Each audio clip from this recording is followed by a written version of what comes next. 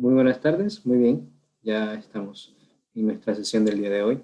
El día de hoy vamos a estar hablando un poco acerca de la literatura griega y acerca de la cultura griega en general, tratando de centrarnos en el teatro griego también un poco de ello. Vamos entonces a comenzar diciendo que en el siglo V a.C., Atenas alcanzó un punto bastante importante de esplendor, ¿no? Se convirtió en la polis más importante del mundo conocido en ese entonces, debido a su fortaleza política, ¿no? Ya que dentro del espacio griego, de la cultura griega, existían conceptos como la democracia, ¿no? Que es pues, nuestro sistema gubernamental actual.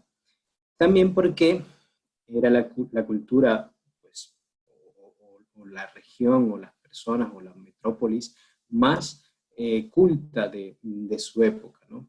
Recordemos que durante la antigüedad Grecia estaba constituida por diferentes tribus, diferentes reinos que mantenían, ¿no? Una especie de simbiosis en el Mediterráneo.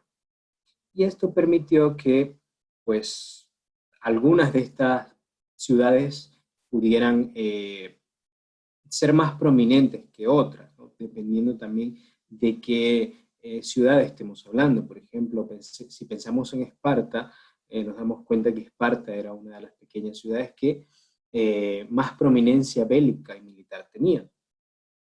De modo que Atenas surge entonces como la ciudad de Grecia con mayor esplendor para el siglo V. Esa prosperidad y bonanza pues, permiten a los habitantes que puedan desarrollar actividades totalmente distintas a lo que ya se venía gestando durante los siglos, la guerra y los conflictos bélicos.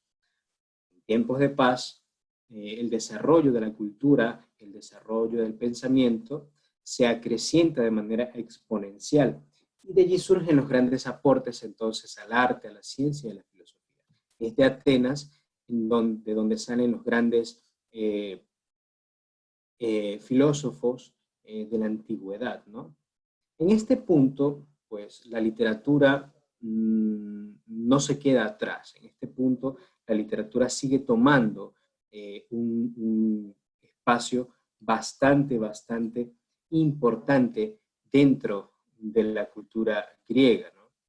Es así que, como ya hemos hablado anteriormente, surgen las grandes expresiones literarias clásicas, o conocidos mayormente por su acepción aristotélica, los tres géneros más importantes que existen, o los cuatro géneros más importantes que existen dentro de la literatura: la épica, la narrativa, la lírica y el teatro, ¿no? Entonces, vamos a centrarnos en este punto, sobre todo en el teatro. Vamos a descubrir la importancia que el teatro griego tiene para o para el desarrollo cultural de Grecia, y cómo eso ha influenciado el arte, la literatura de nuestros días, cómo la cultura griega y la influencia griega ha llegado a nuestros días. ¿Cómo se inicia el teatro en el mundo griego? Básicamente, el teatro es una invención griega. La base para el inicio de la formulación del teatro es el culto a Dionisio, ¿sí? Los romanos iban a llamar a este dios, más adelante lo iban a llamar Baco. Esta celebración pues consistía durante ciertos días hacer diversidad de actividades en alabanza a esta deidad. Ellos realizaban diferentes actividades artísticas, cantos, dramatizaciones, llamados ditirambos. Estas manifestaciones declinaron constantemente en la representación del dios Dionisio, realizando, ¿no?, las cualidades o representando las cualidades que a los diferentes dioses, específicamente Dionisio, se le atribuían. De esta manera comienza entonces el teatro a gestarse, tal y como lo conocemos hoy en día. Pasado el tiempo ya no solamente se danzaba, sino que los participantes se disfrazaban con diferentes pieles de animales que habían sido sacrificados y comenzaban a danzar y comenzaban a representar las actividades y los hechos de la vida de la divinidad. Y posteriormente también de diferentes dioses propios de la cultura. Dice acá que gracias a Thespis se inicia entonces el diálogo entre los diferentes personajes y de esa manera surge la figura del actor. Es importante acotar que la palabra actor, como la conocemos hoy en día, justamente proviene de un término griego, el término griego hipócrita. ¿Sí? Sin duda, un hipócrita en nuestra acepción actual del lenguaje, un hipócrita es aquel que representa o que muestra una cara, pero que en realidad sus intenciones son totalmente distintas. De allí que el teatro sea constantemente representado como generalmente con las dos caras, una triste y la otra alegre, ¿no? Esto simbolizando los dos grandes bloques del teatro griego, que es la tragedia y lo que es la comedia. Entonces, podemos ejemplificar e incluso podemos estipular ciertos aspectos en este punto, debido a que a través de este esquema, ¿no? Podemos entender entonces que el teatro comienza a través de los ritos a la deidad Dionisos y que posteriormente los participantes de estas actividades paganas, de estas actividades litúrgicas, empiezan a disfrazarse de animales y combinan los diferentes cantos y bailes, los ditirambos, empiezan a combinarse con la representación de la vida del dios. De esa manera, a través del tiempo, comienza entonces a introducirse los diálogos entre los personajes, o Thespis. Siguiendo en este punto importante, nos damos cuenta entonces, como ya dije, que el teatro griego se divide en dos facciones supremamente importantes. Uno, la tragedia, y el segundo, la comedia. Quizá la acepción que tenemos nosotros hoy al respecto de la comedia es de repente algo chistoso, ¿no? A lo largo del tiempo, la comedia ha comenzado a simplemente a tener la concepción de ser algo gracioso, algo chistoso, pero no era así cuando, o no es así cuando este término lo aplicamos al teatro griego, sino que la comedia se refiere a esas historias representadas que culminan en un final feliz, todo lo contrario a la tragedia. En este aspecto, nosotros tenemos que analizar qué es y entender qué es la tragedia griega. No es otra cosa que una representación de eventos y sucesos que culminan en tragedia o fatalidad, en el que el personaje principal pues muere o simplemente termina, no tiene un final feliz, ¿no? Diciéndolo de una manera mucho más sencilla. En este punto tenemos varios representantes de la tragedia en Grecia, ¿no? Tenemos uno de los primeros, Esquilo de Eleusis, que vivió entre el año 525 hasta el año 546 a.C. Si usted se da cuenta, fueron fechas bastante importantes para la cultura griega, porque en sesiones anteriores hemos visto que el espacio, los periodos griegos pueden dividirse en el periodo arcaico, el periodo jónico y el periodo helenístico, ¿no? Estamos acá presentes durante el momento de mayor esplendor de la Grecia antigua, ¿no? Según la información que tenemos acá, Esquilo fue hijo de un gran terrateniente y fue combatiente, fue un guerrero que combatió en las batallas de Maratón y Salamina, un gran conocedor de la escenografía, de la puesta en escena en el teatro. Y comienza a introducir la participación del segundo actor en la escena. ¿Por qué el segundo actor en la escena? Porque dentro de la tragedia griega, de la tragedia clásica o del teatro clásico, nos damos cuenta que el número de personajes inicialmente se limitaba a un solo personaje por escena, que estaba acompañado por un coro o corifio, aquellos que simplemente hacían la respuesta al personaje en escena que por lo general se dirigía al público a través del soliloquio. ¿Qué temas trataba el teatro griego inicialmente? Pues los conocidos por el pueblo como héroes o reyes, y utilizaban vestuario. Nos damos cuenta entonces que todo lo que nosotros vemos ahora con respecto al teatro comienza a establecerse en la época antigua, en la época de mayor esplendor griego. Tenía una finalidad el teatro. La finalidad era, obviamente, inicialmente poder celebrar al dios Baco, al dios Dionisios, pero a su vez comienza a adquirir otro propósito comunicativo, comienza a adquirir elementos o dimensiones didácticas, algunas de ellas incluso moralizantes.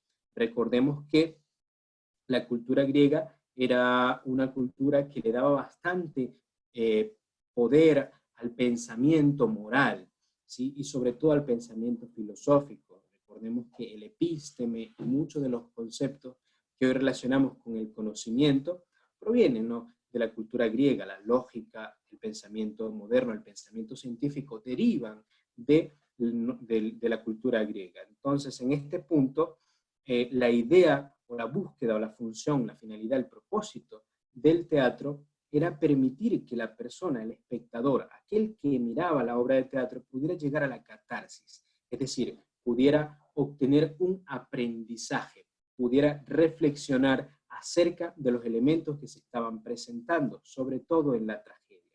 Y esto lo vamos a ver un poco más adelante cuando estudiemos al segundo autor, el más conocido, por no decir el más famoso, ni por no decir tampoco el más importante, Sófocles. Sófocles vivió desde el año 496 hasta el año 405.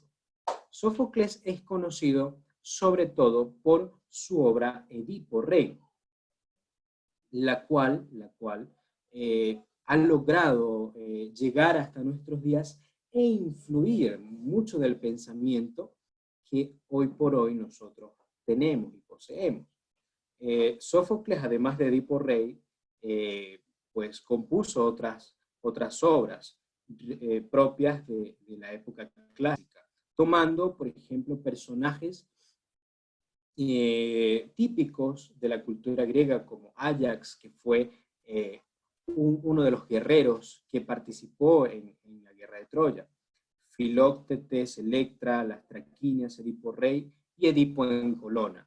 Estos dos autores que estoy mencionando se caracterizan por haber redactado, escrito, producido obras trágicas.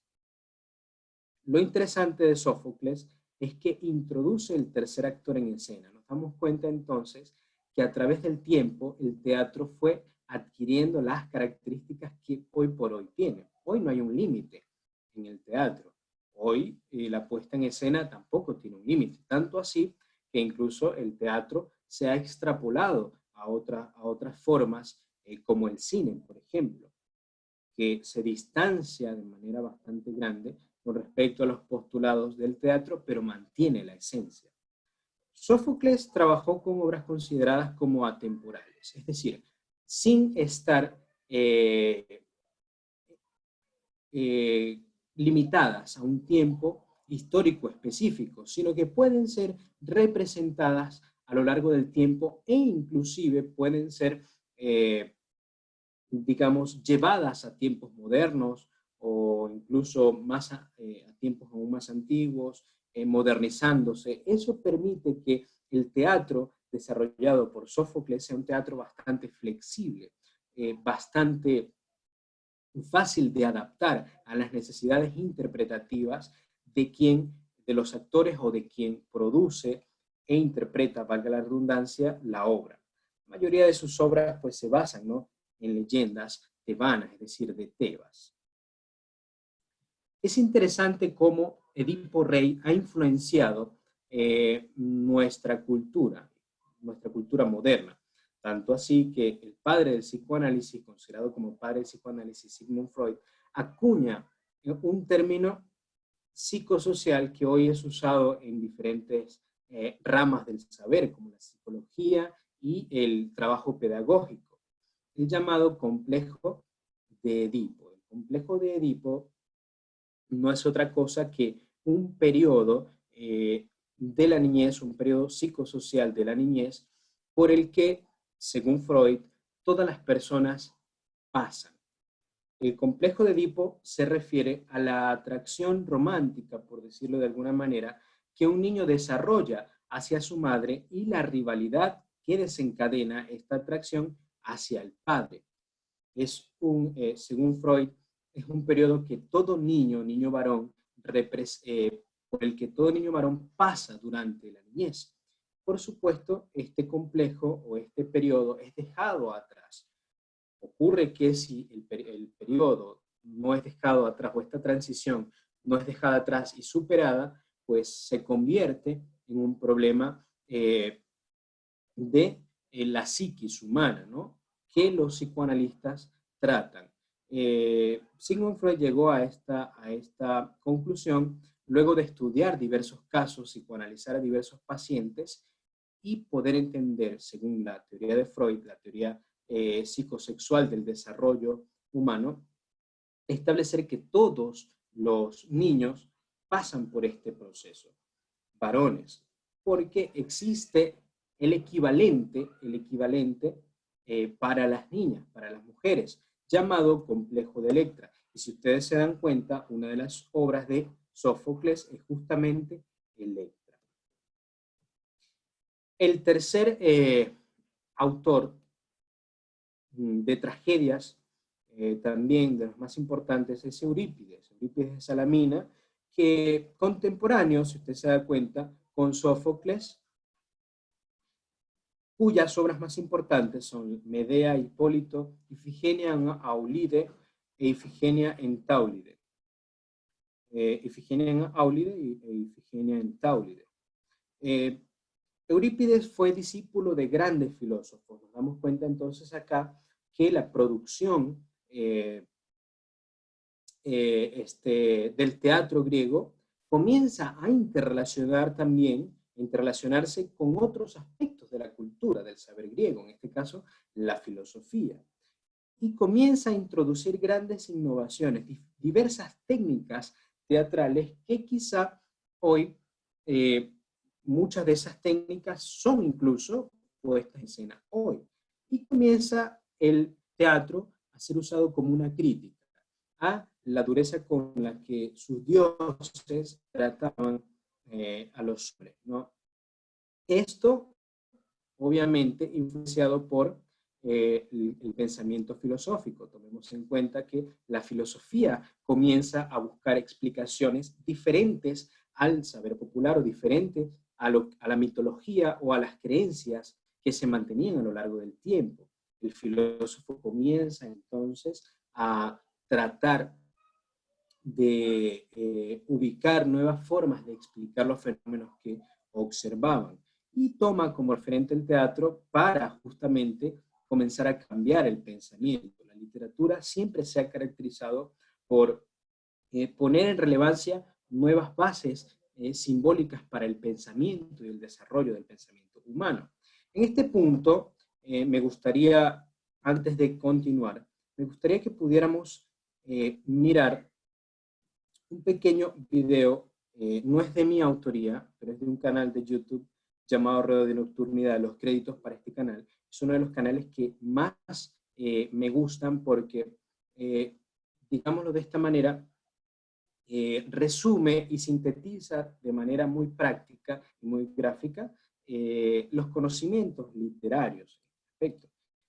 Vamos a entonces poder mirar el siguiente video de modo que podamos entender un poco mejor este asunto. Hola amigos de YouTube, hoy veremos el origen y las características del teatro griego. El teatro griego se origina en Atenas con las fiestas promovidas promovidas por el gobernante tirano Pisístrato en la época antigua. Estas celebraciones se realizaban a manera de culto religioso al dios Dioniso o Baco, que era el dios del vino y la fertilidad. Entre todos estos cultos destaca el ditirambo como germen de la tragedia.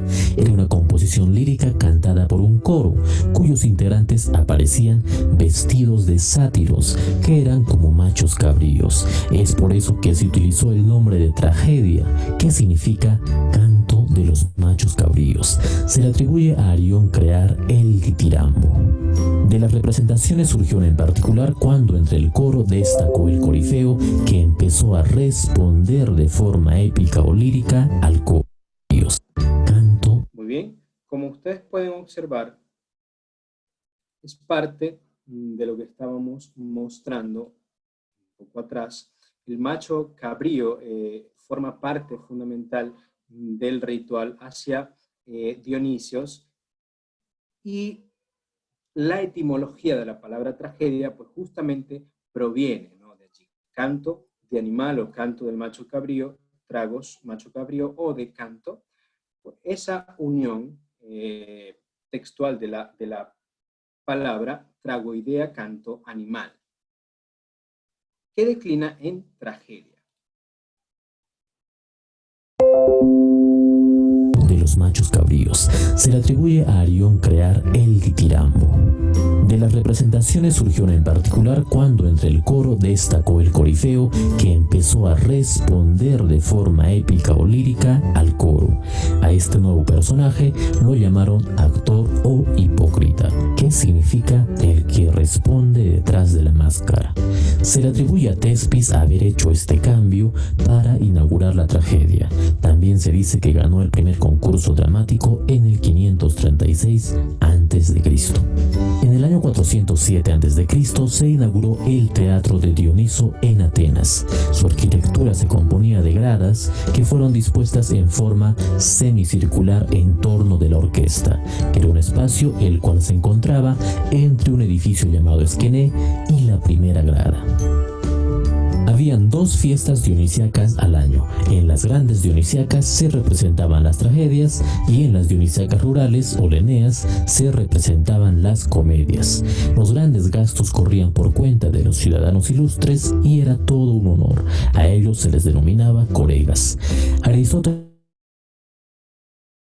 afirma en la Poética que la tragedia está llena de belleza y produce la purificación, pasión espiritual, o se desahogaba viendo a sus deidades padecer. Señala también que la comedia representa a los hombres como hombres mediocres y peores de lo que son. Las funciones giraban en alrededor de una acción coral, razón por la cual se dividía en estas partes. Los cantores eran conocidos como coreautas, quienes estaban dirigidos por un corifeo o jefe de coro. Las mujeres no actuaban, por lo tanto los varones asumían roles femeninos. Se usaron máscaras. El actor utilizaba también coturnos para destacar entre el coro. Destacan en la tragedia los dramaturgos conocidos como los trágicos griegos: Esquilo, Sófocles y Eurípides. Ya esto es parte de lo que hemos visto anteriormente. En este aspecto nos damos cuenta entonces que el teatro proviene de una puesta en escena de la antigua Grecia, ¿no? Grecia, como ya yo he mencionado en anteriores veces, reiteradas veces, Grecia ha influenciado bastante nuestra propia cultura. Nos ha legado la democracia, nos ha legado los sistemas de gobierno, nos ha legado incluso nuestra arquitectura, nos ha legado parte de nuestro idioma, ha influenciado nuestro idioma. Y de esta manera nosotros podemos darnos cuenta que la presencia de la cultura griega se mantiene aún hoy en nuestros días. Nuestra literatura, por ejemplo, está influenciada directamente de la literatura griega. Los grandes clásicos de la literatura universal no hubiesen existido, no existirían, si no hubiesen existido también los grandes clásicos griegos. De allí la importancia entonces de la cultura griega, entre ellos diferentes o diversas tales como, tan importantes como el Edipo Rey, por ejemplo, del cual veremos un pequeño resumen también de nocturnidad.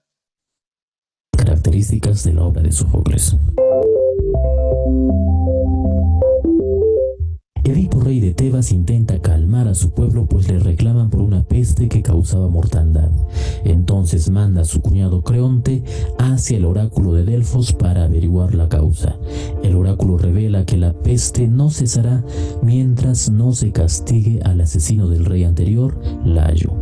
Descubierta la causa, inicia las averiguaciones e interroga a Tiresias, un anciano adivino quien no quiere decirle la verdad, pero al final lo hace acusándolo a él. Edipo fue proclamado rey de Tebas porque la liberó de la monstruosa esfinge. Luego se casó con la viuda de Layo, Yocasta. ¿Por qué sería él el asesino? Progresivamente Edipo se irá acercando a la verdad. Su esposa Yocasta le revela las circunstancias en que su anterior esposo Layo encontró la muerte cuando un viajero atacó la carroza en que iba viajando con algunos acompañantes. Edipo recuerda una situación similar en la que él era este viajero. Seguidamente un mensajero viene desde Corinto para anunciarle la muerte de su padre, Pólibo, pero luego le revela que Pólibo no es su padre. Edipo quiere saber más de su pasado, pero Yocasta ha deducido la verdad y se va. De esta manera se comprueba que el anuncio del oráculo hace mucho tiempo se cumplió. Se revela que Layo había atravesado los pies de su hijo Edipo con fírulas y lo había mandado a matar a un pastor, pero este se limitó a entregarlo al mensajero de Corinto, quien lo llevó al palacio real de Pólibo, donde lo criaron como su hijo y le pusieron el nombre de Edipo, que significa el de los pies hinchados. Edipo entonces se mira las cicatrices que siempre ha tenido en los pies y cuya causa ignoraba. Había matado a su padre. Al confirmar la verdad, Edipo se saca los ojos y Yocasta se ahorca con sus propias trenzas. Al infortunado rey solo le queda el destierro. La obra culmina cuando Creonte queda como rey y al cuidado de los hijos del trágico Edipo. Estas son las características de la obra. Sófocles nació en Colono, cerca de Atenas, en una familia acomodada. A los 16 años fue elegido director del coro para celebrar la victoria de Salamina. En el 468 a.C. se dio a conocer como autor trágico al vencer al gran Esquilo en el concurso teatral de las fiestas dionisíacas. Bien, allí pudimos ver también un pequeño resumen de lo que es Edipo Rey. Y podemos entender entonces por qué a este complejo de la conducta en la etapa infantil se le llama complejo de Edipo. Nos dimos cuenta que Sófocles desarrolla entonces algo bastante fundamental en las obras literarias, la imprevisibilidad, ¿sí? El hecho imprevisible, el hecho de que nadie se espera. Y justamente a través de las puestas en escena que realizan los escritores trágicos, se comienza a usar dentro de la literatura la estructura básica de la narrativa que hoy tenemos. Un inicio, un nudo que es, poco a poco se va anudando, se va entrelazando cada vez más, y un desenlace, que puede ser un desenlace trágico, como en el caso de Edipo Rey, o simplemente un desenlace feliz, en el caso de las diferentes comedias. De allí nos damos cuenta entonces que, por ejemplo, las telenovelas juegan tremendamente con este recurso, juegan hasta la saciedad. El cine, las películas, e inclusive la narrativa común, los libros, juegan con este aspecto. Van estableciendo un conflicto, anudándolo, van entrelazándolo cada vez más hasta que se llega a un desenlace imprevisible que nadie se espera. ¿Qué mejor, qué mejor momento para una catarsis que llegar a un final que nadie se espera? Las obras que tienen un final inesperado son las más aclamadas y las que más gustan al público. Los griegos se dieron cuenta de esto y comienzan entonces a establecer historias con conflictos bastante tremendos y con desenlaces bastante impredecibles que nadie se espera. Y es por eso que comienza entonces una nueva era dentro de la literatura universal en este aspecto. Tomamos en cuenta entonces todos estos grandes aspectos del teatro griego y nos damos cuenta que provienen justamente de un elemento pagano, de una liturgia hacia dioses que quizá no son los nuestros, pero que durante la época griega tuvieron gran preponderancia. En ese aspecto, a mí me gustaría dejarles algunas preguntas. Obviamente les voy a dejar algunas actividades para que ustedes puedan desarrollar a partir de esta clase, pero también me gustaría en este momento poder brindarles o poder hacerles algunas preguntas para que ustedes puedan reflexionar en este aspecto. Nosotros sabemos que como cristianos tenemos diferentes puntos de vista, diferentes aspectos con respecto a nuestras creencias. En ese aspecto, les dejo estas 3 preguntas para que puedan reflexionar de repente y en una próxima sesión podamos debatir en este aspecto. De repente, ¿aprueba Dios el teatro dentro de la iglesia o dentro de las creencias cristianas?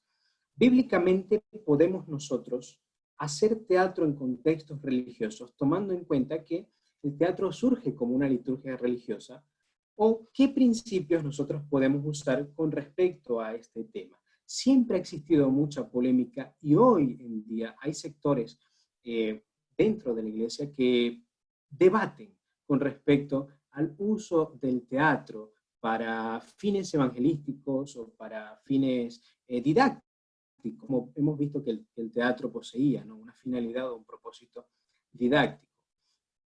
Y hay preocupación quizá en muchos aspectos con respecto a este punto.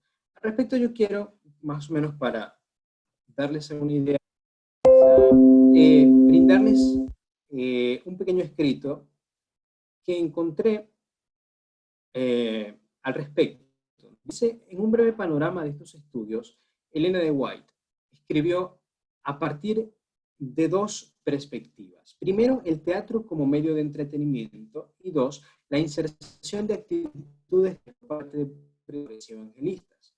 En relación al primer punto, el del teatro como medio de entretenimiento, Elena de White critica esa forma de diversión por el contenido vulgar y porque su ambiente está asociado a la vida bohemia, al juego de azar, a la bebida y el cigarrillo. Sin duda alguna, el teatro o el ambiente teatral o aquellas personas que hacen y se dedican al teatro, ese ambiente se desarrolla dentro de un ambiente, valga la redundancia, de bastante promiscuidad, en un ambiente en el que los valores éticos o los valores morales y los valores cristianos quizá no son tan tomados en cuenta.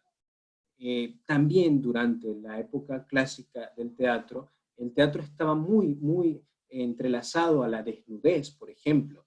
Muchos de estos rituales de teatro, principalmente los iniciales, se hacían a través del cuerpo desnudo. Tomemos en cuenta que Grecia le rinde bastante culto, ¿no?, a la anatomía humana, al cuerpo humano. Encontraba la belleza estética dentro del cuerpo humano. Y pues obviamente esto no está muy de acuerdo con el pensamiento cristiano, ya que la desnudez forma parte de la intimidad humana y no debe ser, o no estaría, no debería ser divulgada, ¿no? Por otro lado, también Elena de White habla acerca del peligro de la influencia del teatro con respecto a la teatralidad, ¿no? Aquellos, quizá ella habla acerca de aquellos predicadores, evangelistas o cantantes que usan la teatralidad, es decir, la hipocresía, relacionándolo con la etimología griega del término, para brindar un mayor énfasis a su mensaje o quizá cautivar a través de las palabras y no a través de la influencia del Espíritu Santo, sino solamente a través de las palabras. Algo así como simplemente las capacidades oratorias que una persona tiene para poder convencer. Entonces, en este aspecto quizás nosotros pudiéramos debatir un poco con respecto a este pequeño panorama. Entonces, les dejo con esa pequeña reflexión, les dejo con ese punto que ustedes puedan más adelante hablar, ¿no?, acerca de la postura que cada uno puede tener al respecto, ¿no?, al respecto de este tema.